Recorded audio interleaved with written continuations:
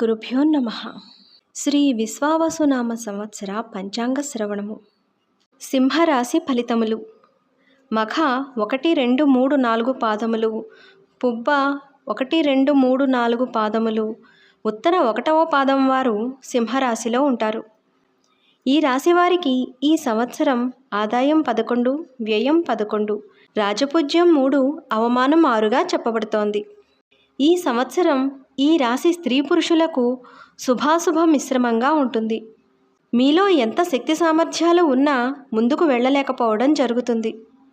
అకారణంగా మాటలు పడ్డం, రావాల్సిన బాకీలు రాకపోవటం, ఆదాయానికి అంతరాయములు కలగటం, లోపల అధైర్యం ఏర్పడటం జరుగుతుంది. రక్త సంబంధీకుల మధ్య కలతలు ఏర్పడే అవకాశం ఉంది.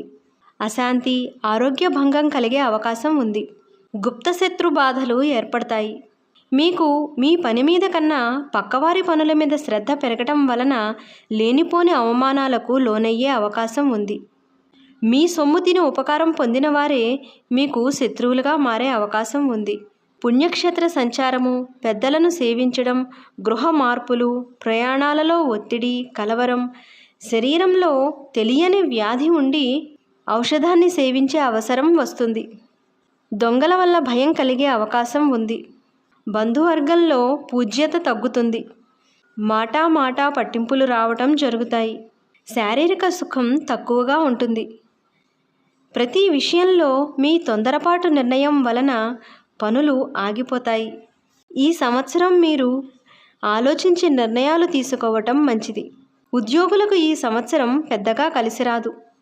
ఎంత పని చేసినా అధికారులు మిమ్మల్ని వేధిస్తూనే ఉంటారు. మీ తెలివితేటలు ఏమీ పనిచెయ్యవు. అవమానాలకు గురి అవుతారు. నిరుద్యోగులకు ఈ సంవత్సరం నిరాశే మిగులుతుంది. స్థిరత్వం పొందలేరు. రాజకీయ నాయకులకు అంత యోగదాయకంగా ఉండదు. ధనం మంచినీళ్ళలా ఖర్చవుతుంది. ఎంత కష్టపడినా అధిష్టానం మన్ననలను పొందలేరు.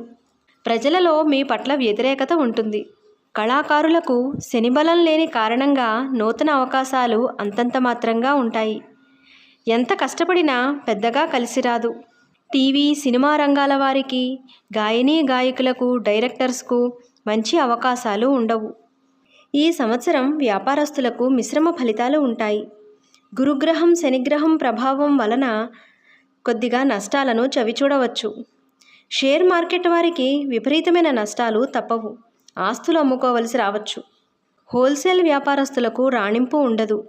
ఈ సంవత్సరం విద్యార్థులకు జ్ఞాపకశక్తి తగ్గడం వలన చదువులయందు మిశ్రమ ఫలితాలు ఉంటాయి. ఇతర వ్యాపకాలు పెరగటం వలన ఆశించిన ఫలితాలను పొందలేరు. వ్యవసాయదారులకు కొంతమేరకు పర్వాలేదు. మొదటి పంట కంటే రెండవ పంట లాభిస్తుంది.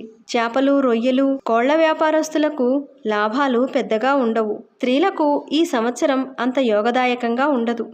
మాతృవర్గీయులతో విరోధాలు తప్పవు. భార్యాభర్తల మధ్య సరైన అవగాహన ఉండక చీటికి మాటికి తగాదాలు రావచ్చు. ఓర్పుగా, సహనంగా ఉండడం ఈ రాశివారికి సూచించడమైనది. వివాహం కాని స్త్రీలకు ఈ సంవత్సరం కూడా కష్టమే.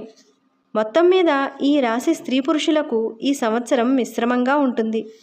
జన్మకేతువు, సప్తమ రాహువు ప్రభావం అధికంగా ఉండటం వలన ప్రతి నిమిషం జాగ్రత్తగా ఉండాలి. ఎక్కువగా వాదోపవాదాలు పెట్టుకోకుండా వీలైనంత వరకు ప్రశాంతంగా ఉండడం వీరికి సూచించడమైనది. మంగళ శనివార నియమాలను పాటిస్తే వీరికి ప్రశాంతత చేకూరుతుంది.